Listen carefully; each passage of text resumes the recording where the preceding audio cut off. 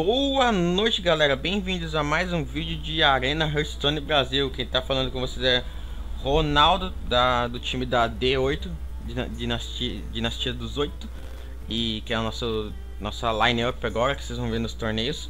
Eu estou voltando à atividade de criação de vídeos e também no competitivo, pegando lendário. Vou participar de campeonatos agora, desde os gringos aos nacionais, então muitas coisas boas estão por vir. Eu vou vir fazer uma atualização, galera, de um vídeo que eu fiz. É sempre bom fazer por causa dos patch novos. Então toda vez que tem alteração, nerf ou buff de cards, é bom fazer atualização de certos tipos de vídeo para que as pessoas não fiquem com uma nova dúvida recorrente ao que foi alterado, ao que a gente pode trazer de nova informação que for melhorado. Então eu vim aqui, galera, fazer um vídeo. Teve muitas visualizações, que era o vídeo de qual lendário eu devo craftar primeiro. Então vou fazer uma atualização agora, porque houve nerfs no Tink Master e no Netpeagle, que são duas lendárias neutras que se encaixavam na maioria dos decks. Estavam se encaixando em todos os decks, na verdade. Então houve nerf nessas duas lendárias. Então com nerf elas deixaram de ser cartas que eu devo craftar primeiro. Na verdade são cartas que você não deve craftar. Então vou começar falando delas para partir pro ponto em questão das lendárias agora que você deve craftar primeiro, analisando o meta, como é que tá os decks do meta. Então quando a gente faz a análise do meta, a gente consegue responder com mais clareza qual lendárias você deve craftar primeiro. Então você é um cara iniciante, então esse aqui é um vídeo direcionado para as lendárias neutras, não lendárias de classe. Então a gente tem várias lendárias neutras mais as lendárias das classes, que são 9 classes, então são 9 lendárias. Então eu vou fazer um vídeo particular explicando como é que funciona cada lendária de classe. Mas primeiro eu vou explicar agora sobre as lendárias neutras, sobre a atualização, sobre os nerfs que houve e o que mudou no meta, e agora quais as lendárias que estão sendo mais valorizadas no meta atual. Então, como vocês podem ver nessa foto, o Tink Master, galera, que era o counter maior, era uma lendária que counterava as melhores lendárias do jogo. Ela foi nerfada absurdamente a ponto de ela se tornar indispensável. Ela acabou se tornando dispensável, galera. Você pode transformar em pó ela, com certeza, até porque ela tá valendo 1.600 de pó e a dourada tá valendo 3.600 de pó. Então, por que o Tink Master ficou ruim? Porque agora ele não visa um alvo direcionado, ele visa qualquer alvo. Então é um alvo aleatório de você e do inimigo para transformar numa 5/5. Péssimo. Então essa carta ela saiu do meta de uma maneira avassaladora por causa do nerf da Blizzard. Então o Tink Master ele fazia o que? Ele fazia com que Sylvanas, Ysera, outras lendárias neutras fortíssimas se tornarem um lixo perto dela. Então o que acontece? Agora até as lendárias de classe ganharam uma moral a mais com a saída do Tink Master. O Tyrion, que é uma super lendária, se não fosse silenciada, que também era um dos alvos primordiais do Tink Master. Então o que acontece? O Tink Master saiu do meta. Ele não consiste mais em nenhum deck. Então a partir do momento que ele não consiste mais em nenhum deck, ele não deve ser craftado. Ele deve ser desencantado para poder você redirecionar esse pó para outros lendários e aproveitar que ele ainda está valendo 1.600 de pó, porque depois ele vai valer só 400 de pó, que a gente perde 1/3 do valor geral da carta. Então Tink Master não está mais sendo viável atualmente. Outra carta que foi nerfada e não está tão viável no meta, eu acho que está bugado, mas também acredito que as pessoas verem o nerf como algo negativo e já para. Todo mundo para. O meta às vezes ele é assim: uma pessoa usa, todo mundo usa. Uma pessoa para de usar, todo mundo, como uma corrente, para de usar. O Netpeagle, galera, antigamente ele comprava um card no final do turno. O que isso permitia? Que você descesse ele no segundo turno, opa, ele comprou um card, então ela já se pagou. Então digamos que no próximo turno eu, como druida, dou uma ira. Eu gastei um card por uma carta que já se pagou, que já comprou outro card. Então eu estaria perdendo um dano e o meu inimigo ainda não estaria perdendo nada. Ele estaria ainda ganhando uma carta em cima de mim. Essa era a vantagem do Netpeagle. E na maioria das vezes o Netpeagle ele descia já comprando cards realmente. Raramente ele descia e não comprava. Então o que acontece? Agora ele não compra no final do turno, ele compra no início do turno. Isso permitiu que o quê? Que o oponente tivesse um tempo maior de resposta. Então eu podia... o novo net pegou, eu desço, eu não compro o card, o cara pode dar uma ilha. Então o cara gastou um card e eu gastei um card perdendo o net pego. Só que a ilha não tira o net pego, que eu queria dar 3 de dano, né? Eu vacilando aqui, vai, um eviscerado rogue, vai com o pé alado pelas costas, tirava o net pego. Agora isso não acontece mais. O pego você tem um tempo melhor de poder remover ele, você não precisa ficar tão assustado, porque a vantagem de comprar cards é muito forte no card game. Em todo card game a vantagem de compra de cards é uma das maiores, porque você tem mais resposta na mão. Então, só por causa dessa mudança, o Paygo parou de ser utilizado, galera. Ninguém mais no meta atual utilizava. E o Paygo e o Tigmaster eram duas cartas que todo mundo usava. E simplesmente eles foram nerfados a ponto de ninguém usar. Alguns ainda usam o Paygo, entendeu? Mas não é a maioria, é minoria. Eu acho que o Paygo ele ainda pode voltar pro meta. A diferença é uma diferença, é um nerf considerável, Só que eu acho que ele tá bugado, porque quando vem o seu, tudo bem que a probabilidade é 50-50, mas quando vem o seu turno, ele raramente compra. E o antigo Paygo, ele comprava direto, ele comprava de 4 turnos, ele comprava 3 cards, ou no mínimo 2. Esse novo Paygo de 4 turnos, eu tô vendo ele comprar um card ou nenhum card. Então o RNG dele parece que foi meio bugado. Igual quando tava nas seasons passadas, o Paygo, quando ele não comprava card também, que a probabilidade dele tava 25%. Então, por isso, né, o Paygo saiu. Então é uma carta que eu não considero que você deva craftar no momento. Se você tiver, você analisa se vale a pena transformar em posse, só se você for fazer outra lendária muito importante. Se não, deixa guardadinho por enquanto, que eu ainda acho que dá para ser utilizada. Então, esses nerfs mudaram o meta em relação às lendárias neutras, porque outras lendárias voltaram novamente pro meta. Algumas lendárias se tornaram a principal foco do meta. Então, a análise eu vou introduzir as lendárias que devem ser craftadas primeiras. No caso é sempre 4 que eu dou, né? E 2 cartinhas épicas que eu acho que vale muito a pena você craftar também, analisando, explicando também como é que tá funcionando o meta atual. Então, galera, a primeira carta que se deve craftar, que vocês estão olhando aí na tela, é o Carne Casco Sangrento, galera. Por quê? Por que, galera, o Carne Casco Sangrento? A qualidade da lendária a gente não precisa nem explicar. Ela é uma... Você vê que no outro vídeo meu, o Carne Casco Sangrento não tava. E agora ele é a primeira lendária, na minha opinião, que ele deve ser craftado. Por quê? Porque o Carne Casco Sangrento no meta passado, antes do nerf, era o Tigmaster que dava um... Era o Tigmaster que dava um jeito no carne. Então o cara descia a carne e o outro cara descia Tigmaster. Aí, por mais que fizesse um token 5-5, era muita vantagem que tirava a habilidade do carne de transformar numa 4-5. Era essa a principal função. Então, você sempre ganhava com o Tigmaster. Então, saindo do Tink, o carne se tornou a lendária mais forte do meta atual. Por que, galera? Por quê? Porque o carne, se você não siliciar o carne, ele vai se transformar em outra 4-5 quando morrer. Então, por 6 mana é como se você tivesse uma criatura dividida entre uma 8/10, galera. 8/10 com apenas 6 manas. Dá pra entender isso? Ah, Ronaldo, mas ele pode ser silenciado. Ah, mas ele pode levar polimorfia. Ah, mas ele pode levar bagata. Galera, jogo é inteligência também. A gente não pode pensar no que cautera a carta.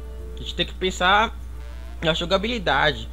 Nem sempre eu vou ter um silenciar na mão, nem sempre eu vou ter uma bagata e nem sempre eu vou ter uma polimorfia. Então não tem que direcionar nesse lado.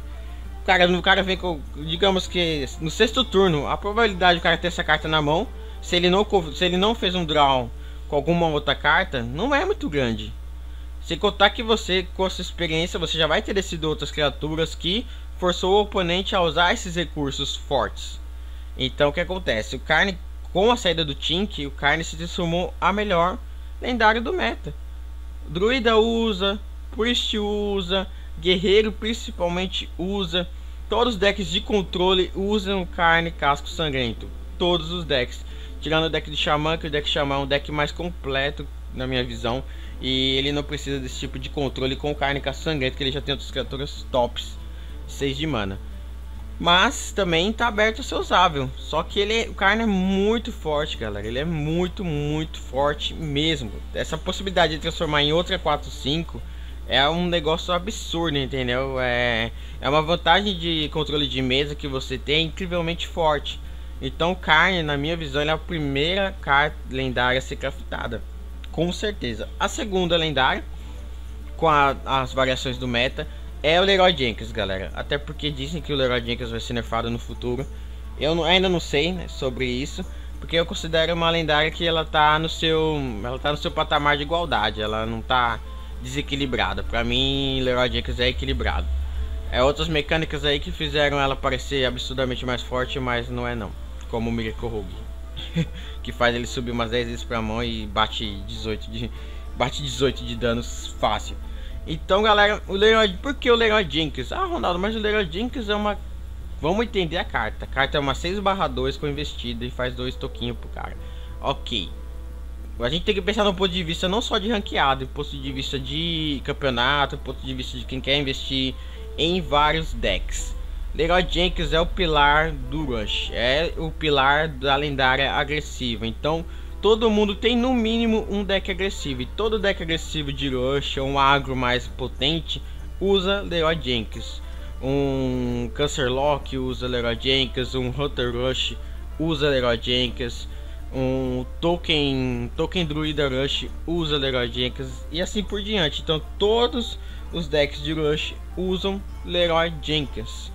Ele é um ótimo finalizador, porque você já vai estar dando dano com as suas criaturas, porque o nome dele já agro ele remete ao que? A quantidade de criaturas que você tem e a ofensividade delas. Então o Leroy Jenkins ele entra em segundo, galera, porque todo mundo tem que ter um deck de Rush. Todo deck de Rush tem que usar Leroy Jenkins, não tem como. É uma lendária de finalização, de potência para essa finalidade. Vocês podem ver aí na tela do Leroy Jenkins bonito, que tem uma história legal do Leroy Jenkins, depois eu vou deixar aí no link aí embaixo, sobre como ela surgiu baseada em jogador de WoW. Foi muito, muito interessante a sacada que eles tiveram. A terceira lendária que deve ser craftada é o Taunos. Pô, Ronaldo, mais uma 1/1 que dá dano mágico mesmo? Você vai indicar um Taunos pra nós? Vou. Taunos segue a mesma premissa do Leroy Jenkins, só numa questão de Spell Power. Spell Power é o que? Poder mágico. Poder mágico, cara, aumentar 1 de poder mágico pode parecer pouco, mas não é. Dá um Frame Strike de 5 de dano em todo mundo, não é pouco.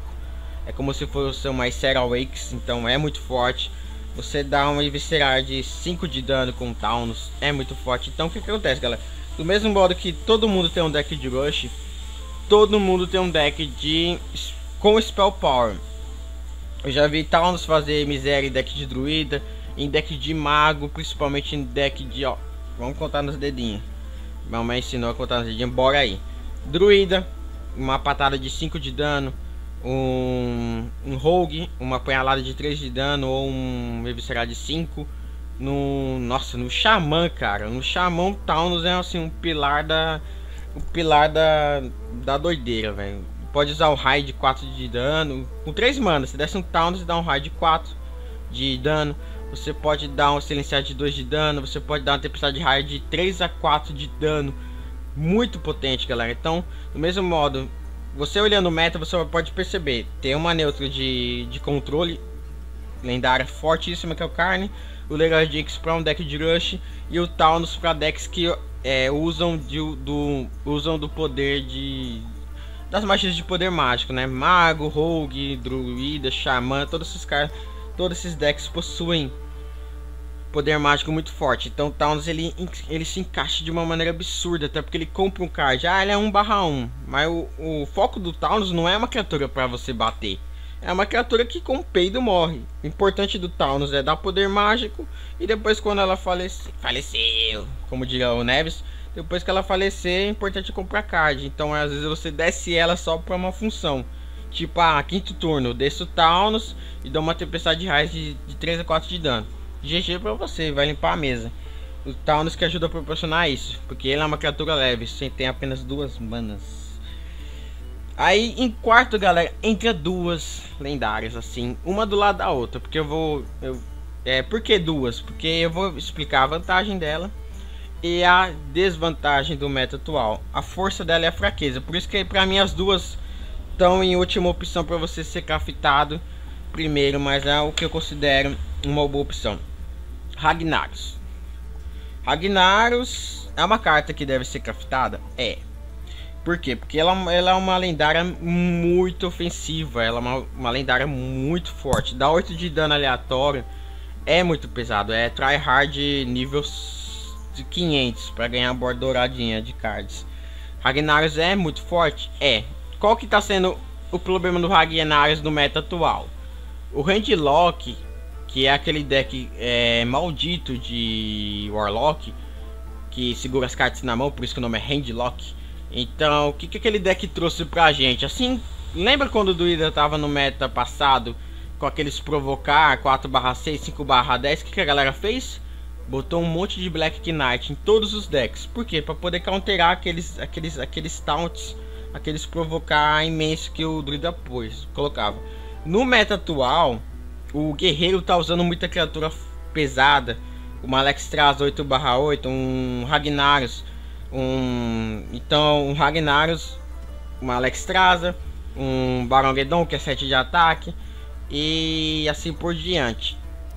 No mínimo umas 4 lendárias que é 7, 8, 10 de ataque. Então o Ragnar, aí o que acontece? Então a gente tem no meta o guerreiro que está usando lendárias muito pesadas e o Handlock que usa 4 bonitões gigantes 8/8. O que aconteceu, galera? Todo mundo começou a botar quem é o counter de criatura pesada que o Hearthstone pode trazer pra gente. O Big Game Hunter, o caçador profissional, galera, que é uma épica 4/2, que quando entra em jogo destrói uma criatura com 7 ou mais de ataque. Todo mundo botou. Então o Handlock, o guerreiro que trouxeram pro meta essas criaturas pesadas, e a galera, opa, tá difícil ganhar desse deck aqui, vamos botar uma coisa que cautera aqui e não vai prejudicar a funcionalidade do meu deck. Botou o Big Game Hunter, até aconselho a todo mundo botar.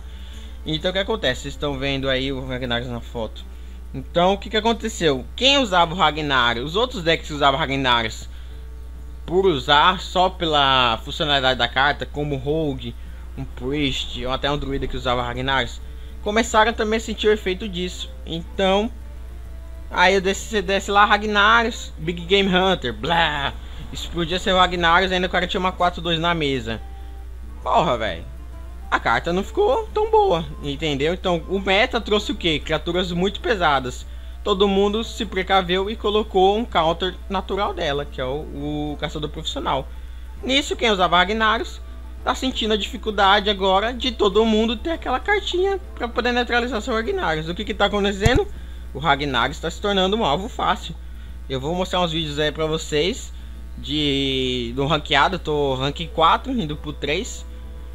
Todo mundo usa, galera. Todo mundo usa. Ainda tem um combinho insano e chato. Principalmente o Druida fez isso comigo. Eu tava de Rogue, eu acho. Eu desci o Ragnaros. Ok, o Ragnaros bateu na cara dele. Ele ficou com 10 de vida. O cara copiou meu Ragnaros. Destruiu com o Big Hunter. Então olha o impacto disso para um Rogue. Eu perdi minha 8/8. O cara tem uma 8/8 e uma 4/2 na mesa. Porra, é mais o que, cara? Ainda botou taunt no 8/8 ainda com a sulfúria. Olha como o cara fez. Por quê? Porque o meta tá assim. O meta tá cheio de criatura pesada. Então o Ragnaros é foda, mas perdeu um pouquinho de força porque tá todo mundo cauterando ele com uma carta só. Então temos que prestar atenção nisso. É uma boa carta para craftar? Deve ser craftada em quarto lugar? Deve. Mas com essa... Por isso que tá em quarto. Com esse porém aí que eu falei pra vocês. Em contrapartida vem a Ysera. Com o Tink Master, galera, a Ysera ganhou muito força, cara. Ela vira o jogo. Deck controle contra controle. Deck de controle contra controle. A Ysera é absurdamente forte. É loucona, é chapadona. Porque as cartas que ela vai fazendo, vai trazendo pra você, são muito versáteis, entendeu? Tem um 7/6 por 4 mana. Tem mais 5/5 por 0 mana, que é o pesadelo. Tem a Ysera Awakes, o despertar de Ysera, que é 5 de dano em todo mundo, exceto Ysera. Pensa, você limpa mesmo o cara peidando com 2 mana. pô, todo mundo vai pro saco. Então, Ysera Seonchink, ela se transformou mais ainda numa super carta, uma das melhores do jogo. Ah, Ronaldo, mas se ela é uma das melhores do jogo porque ela tá em quinto lugar, não em primeiro, junto com Karn. Porque, galera, o meta atual tem dois deckzinhos encardidos, enjoados, bem montados, bem estrategicamente feitos, que são não vou falar palavrão que não meu vídeo vai ser do ar. São um inferno de jogar contra, que é o que? Hunter dado, né? Que é o é tipo como se fosse uma alusão retardado. E o Cancer Lock, que é o tradicional rush insano de Warlock que a gente conhece. O que acontece? Você vem com a mão inicial, você vem com uma Ysera. Que você não chega no nono turno contra esses decks. No sétimo você já tá indo pro saco. Então, contra esses decks agros que tem por aí aos montes, até deck de Miracle Rogue, a Ysera não vai ser muito bem aproveitada. Ah, Ronaldo, mas o meta tá como? O meta tá dividido. O meta está dividido. Uma parte tem guerreiro e handlock aos montões, e uma outra parte só tem Hunter dado e Cancer Lock. Então você tem que se adaptar a essas duas vertentes. Então, pelo fato do meta atual tá dividido em decks ágeis e em decks mais lentos, a Ysera entra em quinto lugar. Entre alguns decks, entra. No meu deck de Priest tem Ysera. E no contra-controle ela faz a diferença, porque Big Game Hunter não mata ela, caçador profissional. Então a Ysera continua ganhando o jogo? Continua, mas tá em quinto. Porque se o meta fosse só controle, a Ysera tava em primeiro, junto com Karn. Só que o meta não tá só controle. O meta tem muitos decks de rush. Até tem um guerreirinho do Reinhardt também, que é rush e tal. E por aí vai. Tem magos que são rush também, que festa criatura e quer finalizar com bola de fogo e impacto. Então, por isso que Ysera está em quinto lugar, galera. Por causa disso. Então, essas são as 5 lendárias, galera. Neutras que devem ser craftadas agora em primeiro, atualizando. Karn em primeiro, Leroy Jenkins, Taunus, Ragnarus e Ysera. Abrindo aspas, apesar de ser um vídeo sobre lendárias, 2 observações em relação ao meta e 2 cartas que entraram absurdamente no meta e devem ser craftadas também. E eu não vou fazer um outro vídeo para isso, eu vou fazer exatamente nesse. Quais são, Ronaldo? Eu já falei de uma, então não vai ser novidade. Caçador profissional, galera. Por que, Ronaldo, caçador profissional? O meta tá lotado, galera, de handlock, de guerreiro com Alexstrasza, de Ragnarus, né, nos decks comuns.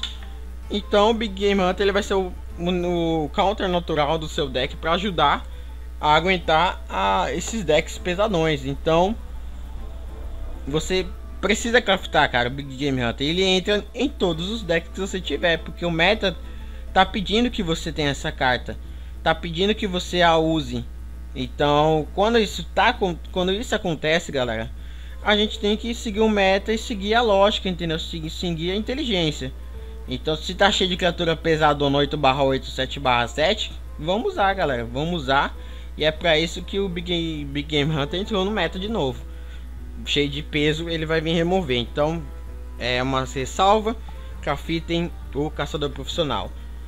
E a outra carta também é épica, parece que elas se completam, que é bom você craftar. E na verdade, para quem é iniciante, é uma das... Ela entra até primeiro do que as lendárias para você craftar, e ela é mais baratinha de fazer. É o Manipulador Sem Rosto. Cara, o Manipulador Sem Rosto tá absurdamente forte, porque sexto turno, o cara vai lá, carne caça-sangrento, segura esse pepino aí pra você segurar. Aí você vai lá e copia o carne dele, pronto, te deu o pepino de volta. Agora nós dois vamos ter que lidar com uma lendária, só que a diferença é que eu não tinha lendária, eu copiei do cara. Então imagina, o meu oponente tem carne caça-sangrento, mas não usa Manipulador Sem Rosto, ok. Já eu, como Priest, uso carne caça-sangrento no deck e o Manipulador. Então a gente vai usar recursos para trocar esses carnes. Só que e acabou, trocamos. Só que aí depois eu vou descer o meu carne. E aí, como é que o cara vai lidar com isso? Então eu copiando a carta do cara possibilita trazer o mesmo problema que ele trouxe para mim com aquela lendária fudidona para ele. Então a gente tira o cara da zona do conforto de ter descido a lendária para poder copiar ela, e ele vai ter o mesmo problema em lidar com ela. Como assim, Ronaldo? O cara desceu mais sério. Eu fui lá e copiei a série dele. Com 5 manas. Só com 5 manas. O cara gastou 9, com 5 eu copiei. Então eu vou ter dificuldade para lidar com aquela série dele. E ele vai ter dificuldade para lidar com a minha que eu copiei, que agora é uma série. Ou ele vai silenciar, ou ele vai ter que matar, executar de algum jeito. Mas eu trouxe o mesmo trabalho para ele.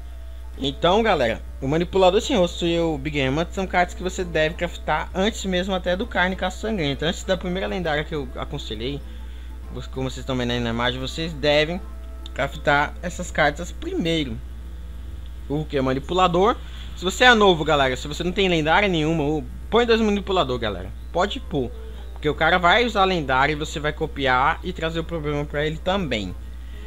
Então é isso, galera, essa atualização de qual lendária deve craftar primeiro. Muita gente tá perguntando, Ronaldo, e os vídeos, os vídeos não, e a stream eu tô normalizando, galera, com a minha GVT. Não posso trazer stream de má qualidade para vocês, até porque eu tenho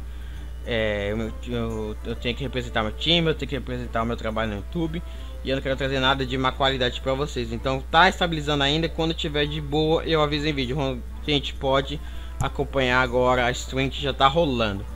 Então é isso, galera, tem vários vídeos aí em ação, os vídeos de Xamã, de Priest já foram produzidos, só falta ser editados. Então é isso, galera, muito obrigado aí por ter acompanhado mais esse vídeo. Tenham uma boa noite, fiquem com Deus, fui!